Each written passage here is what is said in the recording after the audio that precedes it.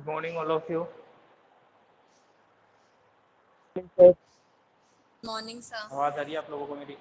Good morning. Morning sir. Good morning.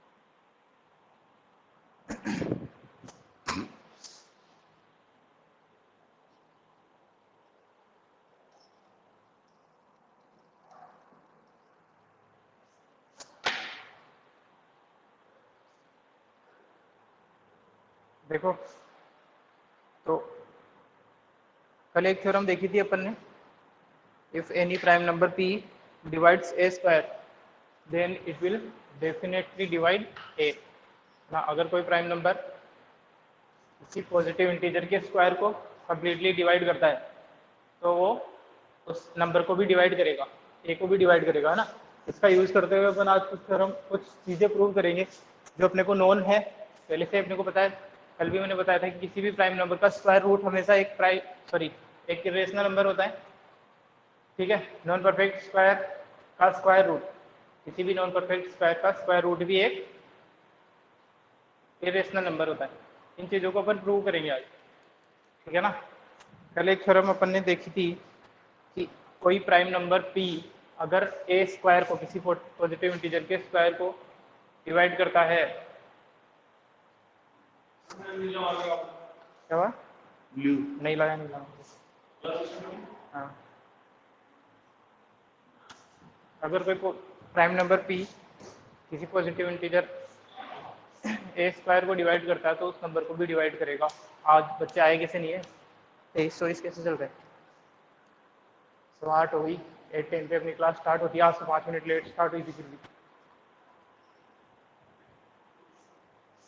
चलो start करें फिर, है ना।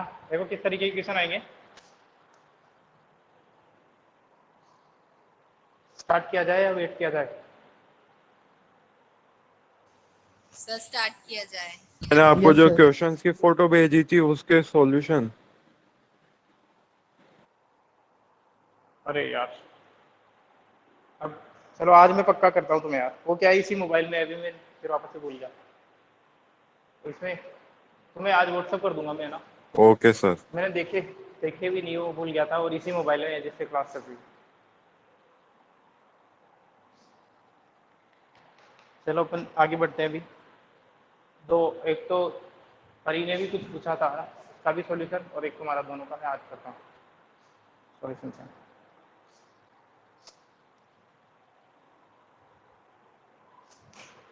क्वेश्चन करते अपन direct.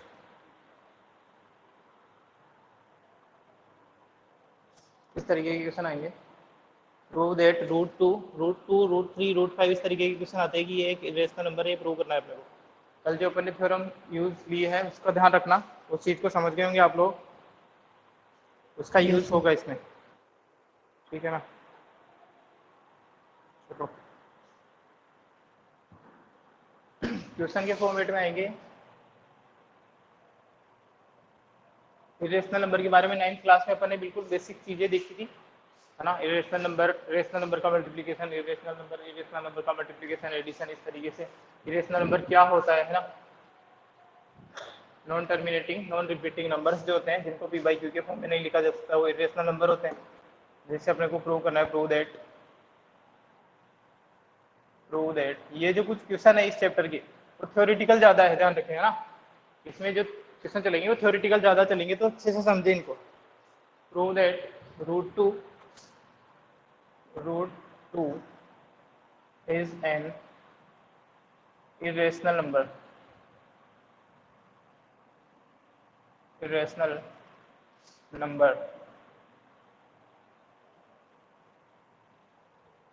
Prove that √2 is an irrational number, ये अपने को प्रूव करना है।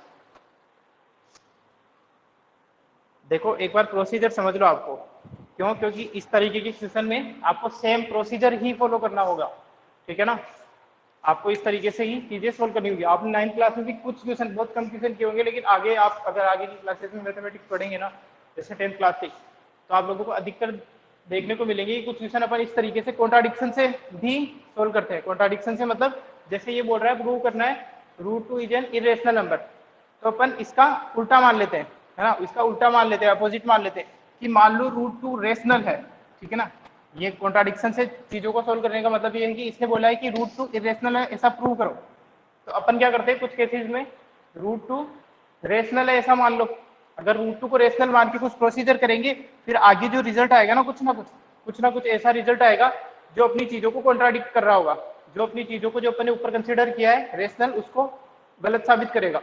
ठीक है, इसका मतलब ये रिजल्ट जो आएगा अपने पास में वो गलत क्यों आएगा, क्योंकि अपन ने ऊपर जो कंसिडरेशन लिया है वो गलत है। इस तरीके से अपन बोल सकते हैं कि अपन ने जो कंसीडर किया था √2 रेशनल है वो गलत है, इसका मतलब रेशनल नहीं है, तो फिर क्या हुआ, इरेशनल है। इस तरीके से भी कई सारे क्वेश्चन मैथमेटिक्स में सोल्व किए जाते हैं।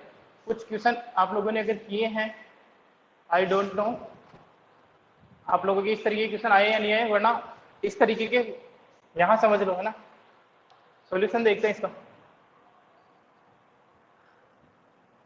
Prove that √2 is an irrational number. तो कैसे करेंगे अपन इसका उल्टा कंसीडर कर लेते हैं। मतलब क्या करेंगे अपन, लेट अस अज्यूम, सेम तरीके की लैंग्वेज है, थोड़ा बहुत चेंज हो सकता है, कोई प्रॉब्लम नहीं है। आप प्रोसीजर को देखें, वही सारी है सब लोगों को, वही क्लियर आ रही है सब लोगों को। ठीक है ठीक है ठीक है। Let us assume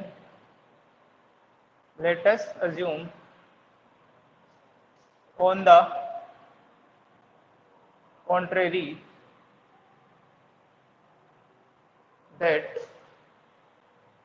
contrary means उल्टा मान लिया अपने, है ना, अपन उल्टा मान ले। let us assume on the contrary that √2 is a rational number। कई बार क्या होता है, चीजों को प्रूव करने के लिए उसका उल्टा मान के आपके पास में कुछ ऐसा रिजल्ट बता दो कि उल्टा मानने पे जो कुछ एक ऐसा रिजल्ट जो आप जानते हो जो गलत आ जाएगा, तो वो गलत रिजल्ट इसीलिए आया क्योंकि आपने ऊपर जो कंसिडरेशन लिया है वो गलत लिया होगा। ठीक है ना, इस तरीके से भी चीजें सोल्व की जाती है। Let us assume on the contrary, sir इस पैटर्न के सारे इससे होंगे क्या? हाँ, इस पैटर्न के सारे क्वेश्चन इसी तरीके से होंगे, और भी आप लोगों के कई सारे क्वेश्चन आएंगे जो भी अपन इस तरीके से सोल्व करते हैं। 10th क्लास में भी आएंगे 2-3 टाइप के क्वेश्चन, है ना। √2 जैसे √2 है, √3 है, √5 है, √7 है, जब भी आएंगे ऐसे क्वेश्चन सेम तरीके से होंगे, सेम लैंग्वेज होगी। ठीक है, let us assume on the contrary that √2 is a rational number. अब एक बात बताओ मेरे को, √2 को आपने मान लिया है रेशनल नंबर, तो रेशनल नंबर की सारी प्रॉपर्टीज यहाँ पे लगेगी अब। ठीक है, √2 को आपने रेशनल मान लिया है, तो जितनी भी रेशनल नंबर की प्रॉपर्टीज है वो सारी की सारी यहाँ पे अपन अप्लाई कर सकते हैं। क्या होती है सबसे पहली प्रॉपर्टी रेशनल नंबर की, कि किसी भी रेशनल नंबर को अपन p/q के फॉर्म में रिप्रेजेंट कर सकते हैं, जहाँ पे p और q दोनों इंटीजर हो सकते हैं और डिनोमिनेटर नॉट इक्वल टू 0। ठीक है ना, तो आप लिख सकते हैं यहाँ पे, है ना, let us assume on the contrary that √2 is a rational number, so we can write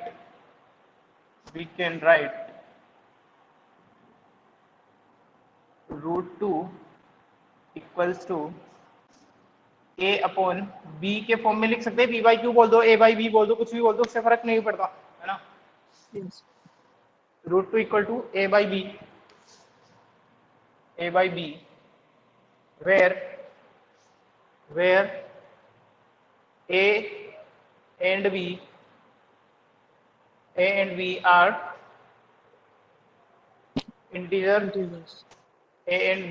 integers, and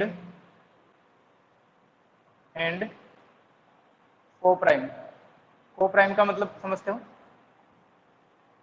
co-prime का मतलब यहाँ लिख देता हूँ मैं ना, co-prime का मतलब यहाँ पे ब्रैकेट में लिख देता हूँ, HCF of A and B will be equal to, यही होता है co-prime का मतलब। co-prime का मतलब ये होता है कि दो नंबर इस तरीके से हो कि उनमें उनसे अगर कोई नंबर मैक्सिमम डिविजिबल है तो वो 1 होगा केवल, है ना, यानी कि उनसे कोई भी प्राइम फैक्टर कॉमन नहीं आना चाहिए।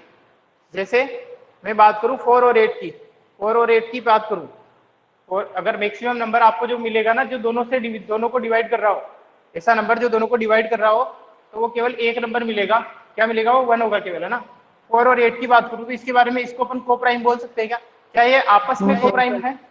नहीं है, क्योंकि इनमें 1 से तो दोनों डिविजिबल है ही है, साथ में 2 से भी डिविजिबल है दोनों, और दोनों 4 से भी डिविजिबल है। ठीक है, तो ये को प्राइम नहीं है। जैसे मैं बोलूं 7 और 8 की, ये को प्राइम है। Yes sir. याद रखना, को प्राइम होने के लिए ये जरूरी नहीं है कि इनमें से दोनों प्राइम हो या कोई एक प्राइम हो। देखो ये 8 प्राइम नहीं है, 8 जो है वो प्राइम नहीं है। ठीक है, यस सर। बोलो 8 प्राइम नहीं है, ठीक है ना। तो प्राइम होना जरूरी नहीं है। को प्राइम जो वर्ड है इससे कंफ्यूज मत हो जाना। को प्राइम का किसी नंबर के प्राइम होने से कोई लेना देना नहीं है। को प्राइम होने का मतलब ये है कि इनमें आपस में इस तरीके का रिलेशन है कि इनका HCF जो आएगा वो 1 आएगा, यानी कि ये आपस में कैंसिल आउट नहीं हो सकते, सिंपल सी बात है। ठीक है, अगर आप इसको इस तरीके से फ्रैक्शन में लिखो तो ये आपस में कैंसिल आउट नहीं होंगे। अगर मान लो मैं 7/8 लिखता हूँ तो क्या फर्दर कैंसिलेशन हो सकता है इसमें? नहीं हो सकता। No sir. ठीक है ना, कुछ भी कॉमन नहीं है इसमें। इसी तरीके से मैं बात करूं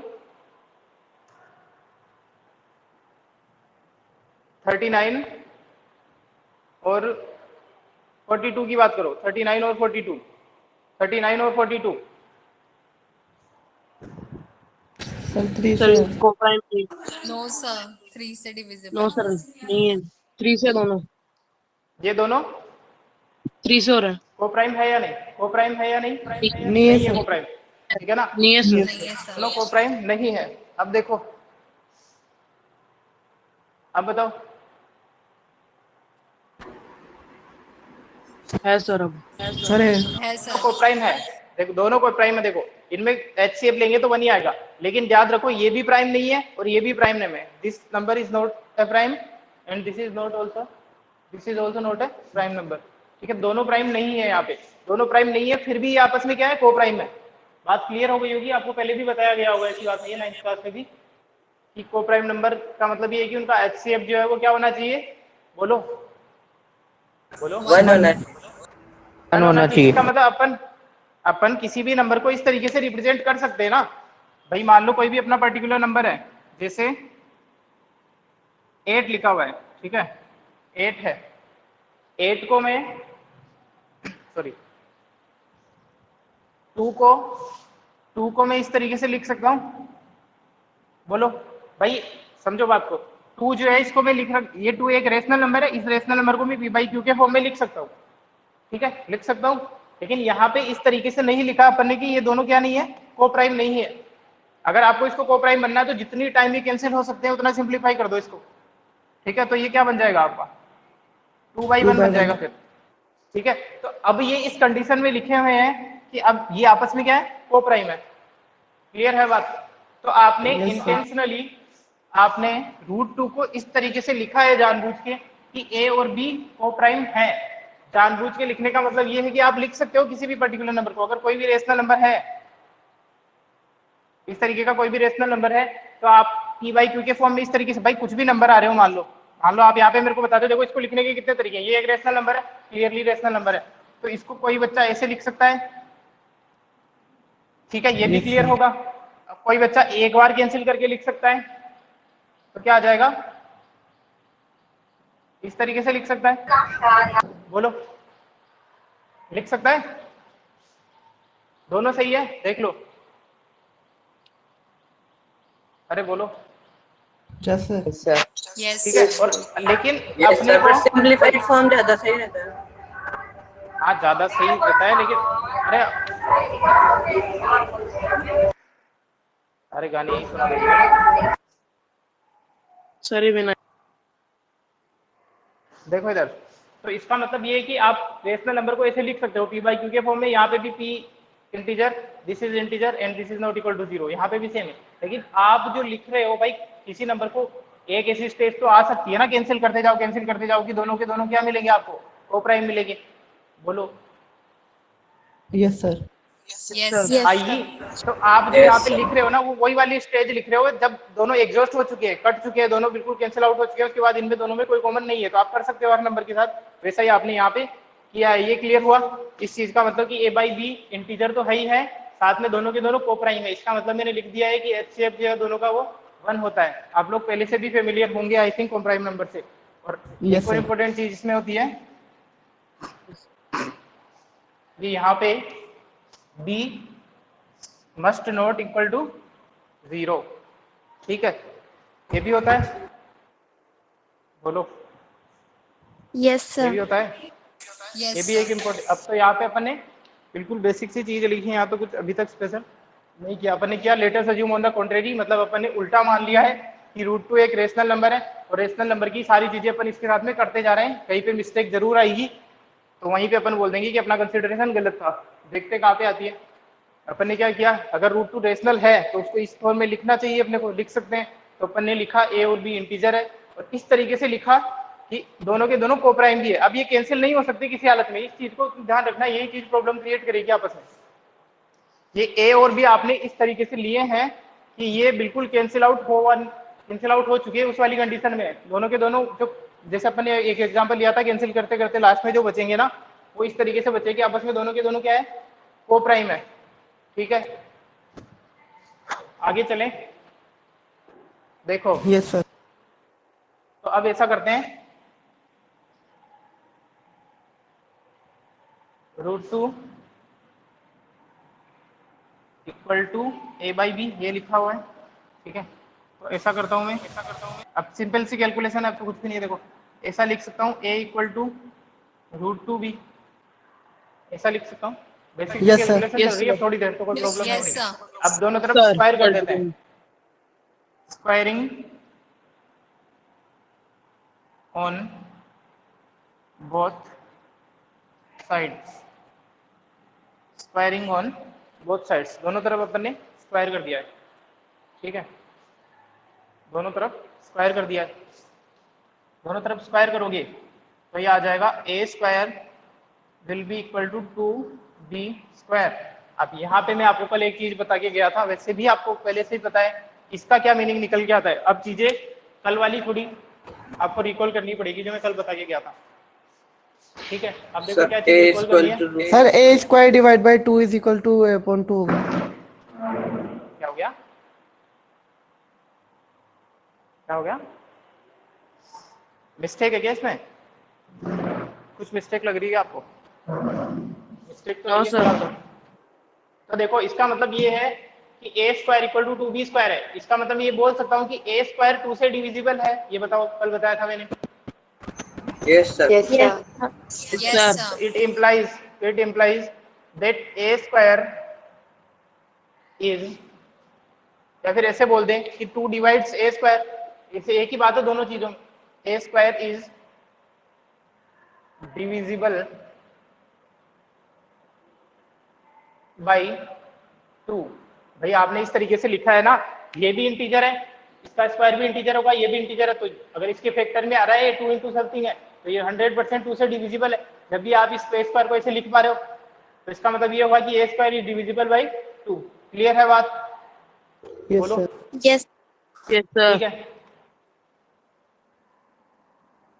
अब देखो 1 मिनट रुकना आप लोग।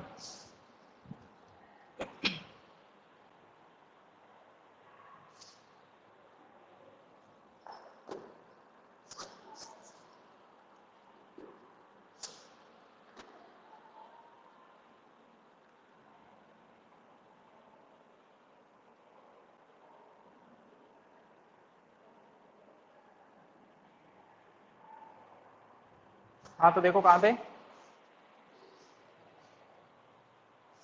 हाँ a स्क्वायर डिविजिबल है 2 से। तो कल जो अपन ने थ्योरम पढ़ी थी, उसके बिहाफ पे आप यहाँ पे क्या कंक्लूजन निकाल सकते हो केवल इस लाइन के according, a square is divisible by two. divisible over very 2 good से। है ना, वेरी गुड। इसका मतलब ये हुआ कि अगर a स्क्वायर 2 से डिविजिबल है और 2 एक प्राइम नंबर है यहाँ पे, ओके, 2 एक प्राइम नंबर है ना, सिंस यहाँ पे लिखते हैं अपन since 2 is a prime number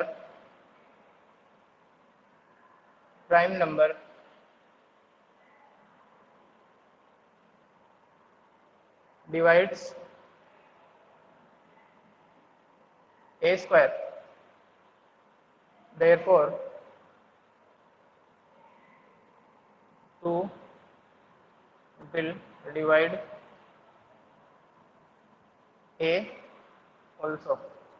ठीक है, यही अपन ने कल थ्योरम देखी थी कि अगर कोई प्राइम नंबर किसी Yes, sir. पॉजिटिव इंटीजर के स्क्वायर को डिवाइड करता है तो ए को भी डिवाइड करेगा। यहाँ पे कोई डाउट होगा नहीं किसी को। यहाँ पे अपन आप लोगों ने देखा कि ए स्क्वायर इक्वल टू 2b² आया था। आपने कहा कि इसका मतलब ये होता है ए स्क्वायर जो है डिविजिबल है 2 से, या फिर 2 डिवाइड करता है ए को। ए की बात है, इस चीज से तो कंफ्यूज मत होना। तो यहाँ पे अपन ने लिखा कि अगर 2 is a prime number divides A square तो 2 विल डिवाइड ए ऑल्सो। इसमें वाले ए में और इसमें कंफ्यूज मत हो जाना थोड़ा आप लोग, है ना। ठीक है, तो इसका मतलब यहाँ पे जो लाइन लिखी है अपन ने 2 will divide A also, 2 will divide A also, तो क्या मैं ऐसे लिख सकता हूँ इसको? यहाँ पे करता हूँ। तो अगर ए एक ऐसा नंबर है जो 2 से डिविजिबल है तो क्या मैं इस ए को ए से लिख सकता हूँ 2c के फॉर्म में? c इसलिए लिखा है क्योंकि b अपन ने यूज कर लिया है, z कुछ भी यूज कर सकते हैं। ऐसे लिख सकता हूँ 2x के फॉर्म में लिख सकते हैं, 2q के फॉर्म में लिख सकते हैं। बोलो बोलो सर एक भाई, बार अगर कोई वापस। नंबर सर अपन B का 2b ये स्क्वायर वापस को बताओ। c के फॉर्म में लिख सकते हैं डायरेक्ट। एक मिनट, कहाँ तक समझ में आ गया आप लोग को ये बताओ? यहाँ तक समझ में आ गया क्या? Yes, sir. Yes sir, Yes, last sir. Time तक आ गया। यहाँ Yes, तक क्लियर sir. है? चलो ठीक है। अब मैं आपको ये पूछता हूँ, इस क्वेश्चन को छोड़ दे थोड़ी देर के लिए। मैं आपको बोलूँ कि अगर कोई नंबर कोई भी पॉजिटिव इंटीजर 2 से डिविजिबल है तो क्या आप उसको इस फॉर्मेट में लिख सकते हो, 2q के फॉर्मेट में या 2x के फॉर्मेट में लिख सकते हो ना भाई? यहाँ पे ये भी एक इंटीजर है, 2 इंटू सम इंटीजर लिख सकते हैं ना? यस लिखते ही है सर। ना ऐसा? तो यस सर। हाँ, Yes, ये sir. 8 है मान लो, तो इस 8 को कैसे लिख सकता हूँ मैं? 2 इंटू 4 लिख सकता हूँ। ठीक है, अगर कोई नंबर 2 से डिविजिबल है, ऐसा नंबर है ना भाई एक जो 2 से डिविजिबल है, तो आप 2 से डिविजिबल कोई भी नंबर ले लो, 2 से डिविजिबल मतलब इवन नंबर हो गए, और सारे इवन नंबर को आप इस फॉर्मेट में लिख सकते हो ना। इसको कैसे लिख सकते हो? 2 इंटू 7 लिख सकते हो। ठीक है, 18 है, 18 को कैसे लिख सकते हो? 2 इंटू 9 लिख सकते हो। 500 है, 2 से डिविजिबल है, तो इसको आप लिख सकते हो 2 इंटू 250 250 Yes, sir. लिख सकते हो। क्लियर हुई बात? यही है 2, इसका मतलब 2 into some integer, 2 into some integer, 2 into some integer. अगर कोई नंबर 2 से डिविजिबल है, 2 से डिविजिबल होने का मतलब इवन नंबर हुआ। अगर वो बेसिकली बात करें अपन पॉजिटिव इंटीजर की, तो इसका मतलब सारे नंबर को आप 2 इंटू सम इंटीजर लिख सकते हो या नहीं लिख सकते? बोलो। यस सर, लिख सकते हैं। लिख सकते हैं। तो आपने यहाँ पे कंक्लूजन निकाला है कि 2 जो है डिविजिबल है, मतलब 2 विल डिवाइड ए। इसका मतलब यही तो हुआ 2, ये सॉरी ए जो है वो डिविजिबल है 2 से। ठीक है, बोलो। Yes sir. Yes. Yes, ठीक sir. है, तो इसी तरीके से आप ऐसा ही तो कुछ कर रहे हो। यहाँ पे आप सी डी कुछ भी यूज ले लो, जहाँ पे वो जो साथ वाला वो इंटीजर ही है। ठीक है ना, एक एक चीज क्लियर होनी चाहिए। नहीं आ रहा है तो पूछो, आप 3 बार पूछो, 4 बार पूछो। तो इसका मतलब ये हुआ, यहाँ पे लिख सकते हैं। तो यहाँ पे एक बार और लिख देता हूं मैं कि since A is divisible by 2, therefore we can write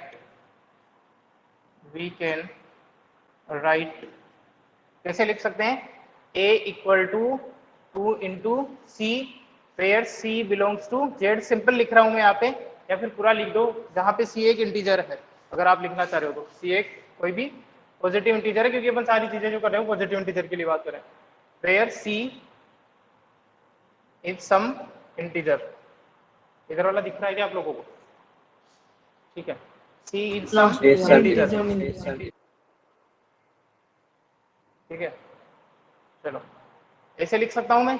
यहाँ तक क्लियर है सब लोगों को? एक एक स्टेप क्लियर होनी चाहिए जब भी हो पाएंगे क्वेश्चन, क्योंकि थ्योरेटिकल है ना, इसलिए आप लोगों को लैंग्वेज समझ में आनी चाहिए। एक बार मैं वापस से जल्दी से रिवाइज कर देता हूँ स्टार्टिंग से। अपन ने इस तरीके के क्वेश्चन में अपन कॉन्ट्राडिक्शन यूज करेंगे। कॉन्ट्राडिक्शन का मतलब है जो प्रूव करना होता है उसका उल्टा आप कंसिडर कर लो। ठीक है, तो आपने यही किया। Let us assume on the contrary that √2 is a rational number. √2 एक रेशनल नंबर है, तो आपने √2 को a/p यानी कि दैट इज p/q फॉर्म में आप लिख सकते हैं। तो यहाँ पे अपन ने a बाई बी लिख दिया, जहाँ पे a और b दोनों इंटीजर है, और अपन ने जानबूझ के ऐसे लिए कि दोनों को प्राइम है। ऐसा हो सकता है कि किसी भी नंबर को अपन कैंसिल आउट करते जाए तो प्राइम मिलेंगे, तो अपन उसी वाली स्टेज में इसको कंसीडर कर रहे हैं। ठीक है, यानी कि ये फर्दर कैंसिल नहीं हो सकते, इनमें कुछ भी कॉमन नहीं है, इनमें कुछ भी कॉमन नहीं है 1 के अलावा। ठीक है, इनमें कुछ भी कॉमन नहीं है 1 के अलावा, ये ध्यान रखना, ये आप मान के चल रहे हो। ठीक है, तो आपने आगे इसको सोल्व किया, सीधा सीधा स्क्वायर किया, आगे स्क्वायर करने के बाद में आया a square equal to 2b square. a square equal to 2b square means, इसका मतलब ये हुआ कि अगर कोई नंबर इस तरीके से लिखा हुआ है 2 इंटू सम इंटीजर, तो वो डेफिनेटली 2 से डिविजिबल है। आपने यही लिखा कि a square is divisible by 2, और 2 एक प्राइम नंबर है। कल आपने देखा था अगर कोई प्राइम नंबर p डिवाइड करता है किसी नंबर के स्क्वायर को, तो वो उस नंबर को भी डिवाइड करेगा डेफिनेटली। यहाँ पे उसी कंक्लूजन से अपन ने ये लिखा कि 2 is a prime number, therefore 2 will divide a also, या फिर a इज डिविजिबल बाय 2। एक ही चीज है, दोनों लाइनों का मतलब एक ही होता है। यहाँ पे अपन ने वापस से इस चीज का यूज किया, since a is divisible by 2, और ये तो अपन वैसे ही स्टार्टिंग से ही जानते हैं छोटी क्लासेस से भी कि अगर कोई नंबर 2 से डिविजिबल है तो इसको 2 इंटू सम इंटीजर लिख सकते हैं। आपको कुछ एग्जाम्पल भी मैंने यहाँ पे दिखाए थे। यहाँ पे अपन ने लिखा so we can write a equal to 2c, जहाँ पे c कोई इंटीजर है। यहाँ तक कोई प्रॉब्लम किसी को? बोलो। No sir. No, sir. No, sir. यहाँ No, तक कोई sir. प्रॉब्लम नहीं है। तो देखो इस चीज का कर रहा हूं मैं स्क्वायर, है ना, ये जो लिखा हुआ है इसका कर रहा हूं मैं स्क्वायर, स्क्वायरिंग, सॉरी पहले इसकी ये जो वैल्यू है ना, यहाँ से इसको इक्वेशन बोल देता हूं, इसको इक्वेशन बोलता हूं मैं इक्वेशन नंबर 1, इसको बोलता हूं मैं equation number 2। So here I am going to put the value of a from equation 2 into equation 1. Okay? क्या करेंगे अपन यहाँ पे? ठीक है ना, substitute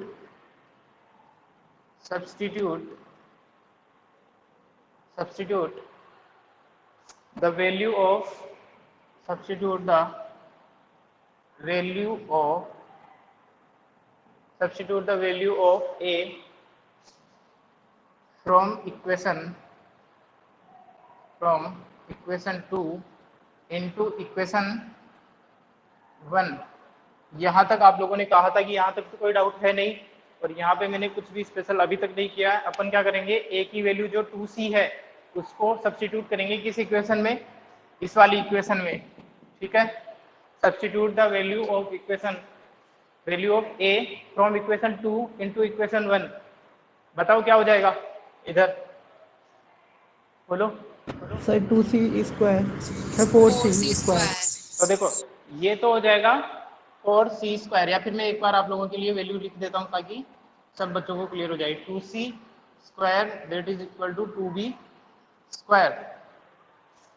ठीक है, करो स्क्वायर, ये हो जाएगा 4c square will be equal to 2b square. देखो थ्योरेटिकल क्वेश्चन है तो आपको थोड़ा अटपटा लगे, लेकिन यहाँ तक कोई क्लियर है चीजें, और आगे अपन ने ये प्रोसीजर किया है। यहाँ तक कोई प्रॉब्लम हो तो बताओ। No sir.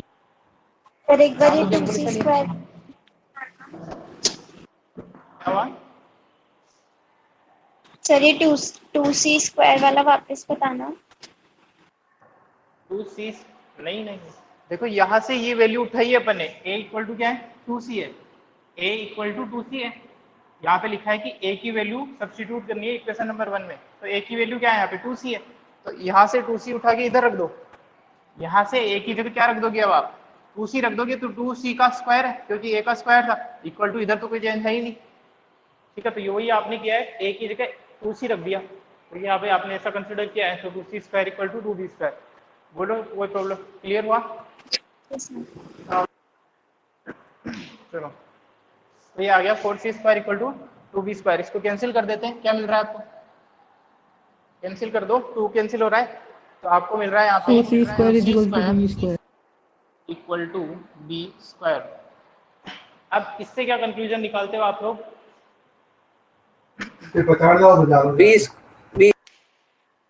सर b बोलो, हाँ सही बोल रहे हो।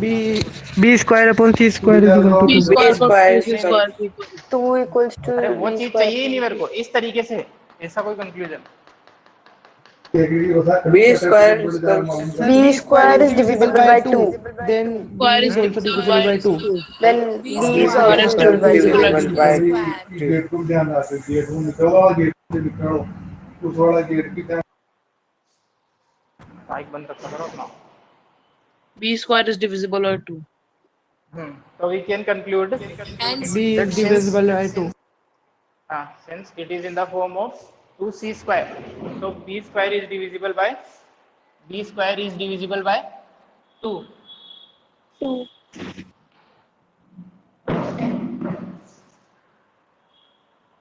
तो यहाँ पे लिखते हैं अपन, it implies that b square is divisible by 2. अब आप लोग कल वाली थ्योरम का यूज करो और बताओ अब क्या हो सकता है इसके हिसाब से. ये जो लाइन अपन ने लिखी है, b square is B divisible is by also B is divisible by 2. divisible by 2, sir. B is also divisible by 2. Okay. मतलब ये है कि यहाँ पे वापस से 2 प्राइम है and this 2 divides b square, so this 2 will definitely divide b also. Are you getting my point? Are you all Yes, getting sir. my point? Okay. Yes, sir. Yes, sir. b square is divisible by 2 means, since 2 is a prime number, since this 2 is a prime number, so this will divide b also. Okay, since 2 is a prime number, 2 is a prime number and divides a square, since 2 is a prime number and divides a square. अब नीचे वाला दिखेगा क्या आप लोगों को? पूरा complete नहीं हो पा रहा. इसका स्क्रीनशॉट लो, फिर करूंगा इसको आगे कंप्लीट. इसका स्क्रीनशॉट लो आप लोग. इसका मतलब ये सर बोलने वाला लेफ्ट हूँ, हैंड साइड लिख लो. ले लिया लेफ्ट सर. साइड का मिटा दूं, इधर वाला मिटा दूं, इधर Yes, वाला sir. मिटा Yes, देता हूँ sir. ना. Yes sir. देखो आप देख रहे होंगे टोटल थ्योरी है, छोटी छोटी कैलकुलेशन आ रही है बीच में, तो आपको थोड़ा मेथड याद होना चाहिए. बाकी क्वेश्चन कुछ भी नहीं है, बेसिक है. सर एक ही थ्योरम को अपन ने सेम प्रोसीजर वापस से कर रहे हैं. तो इसका मतलब आपने मेरे को बताया, इसका मतलब ये हुआ, अरे क्या कर दिया, यहाँ पे बी स्क्वायर लिखना है ना. therefore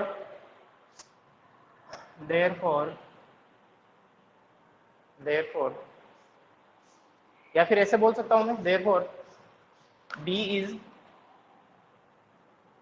divisible by 2. बोलो सही है क्या? Yes, sir. yes sir. Yes, Yes, sir. sir. ठीक है, क्लियर है यहाँ तक? अब देखो यहाँ पे, अब चीज समझो. अपन ने यहाँ तक कोई प्रोसीजर में कोई प्रॉब्लम है किसी को? अपन ने जो यहाँ तक किया है No, खत्म sir. हो गया है. No sir. No, sir. देखो अब कैसे, अब समझो. आपने जब कंसीडर किया था ए और बी को, जब आपने कंसीडर किया, तब आपने कहा कि दोनों के दोनों क्या है? बोलो. Co-prime. Co-prime. प्राइम है. इसका मतलब Co-prime दोनों में है. कुछ भी कॉमन, नहीं है. नहीं है, नहीं है. केवल वन के अलावा. वन के अलावा. ठीक है? वन के अलावा. वन के अलावा दोनों में कुछ भी कॉमन नहीं है. लेकिन अब देखो यहाँ पे क्या हो रहा है. अब यहाँ पे ये हो रहा है, यहाँ पे क्या लिखा हुआ है? यहाँ पे क्या लिखा हुआ है?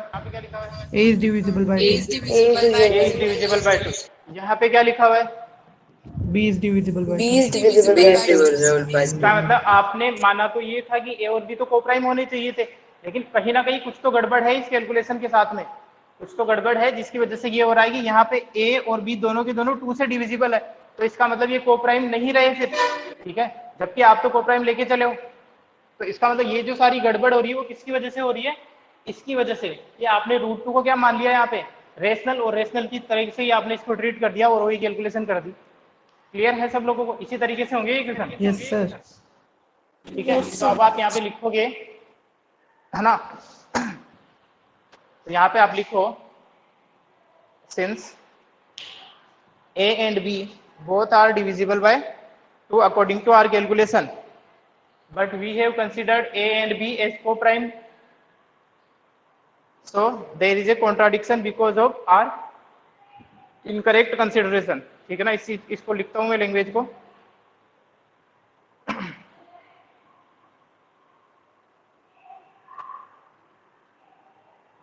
देखो स्टेटमेंट का नाम नहीं दिया अपन ने ना, तो चलो देखते हैं। Here we can observe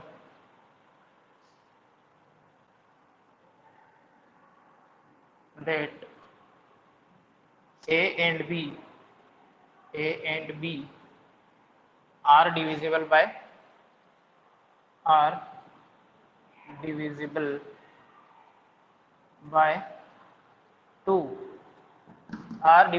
2, but it contradicts का मतलब होता है कि अपनी जो सेंटेंस है उसका अपोज कर रहा है, उसका विरोध कर रहा है ना। But it contradicts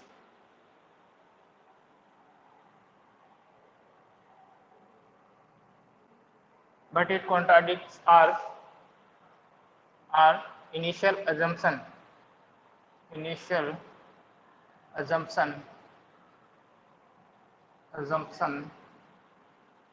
that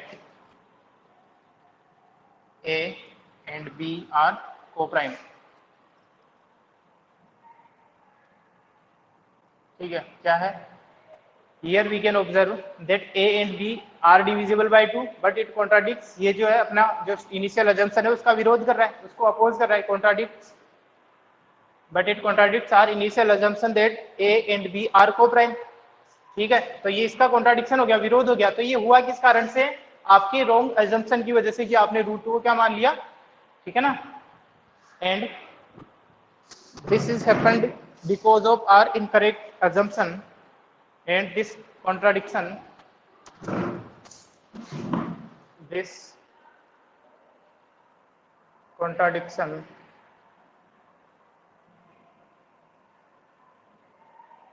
has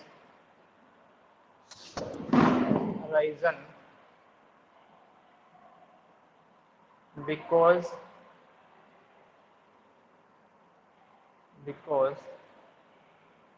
of our incorrect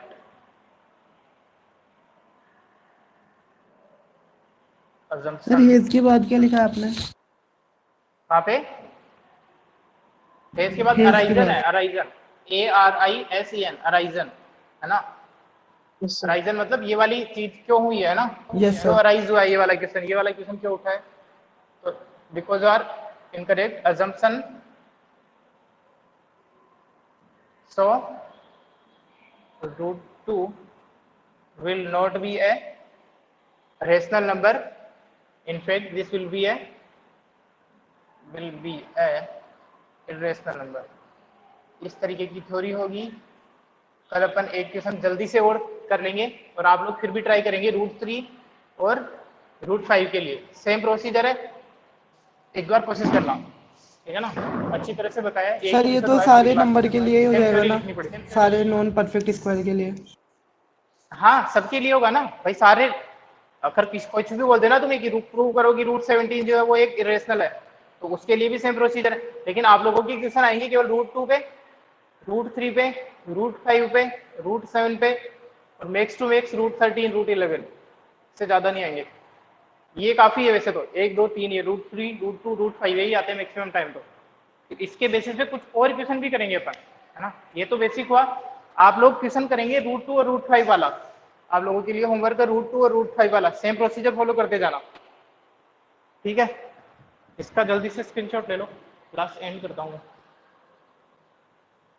ले लिया।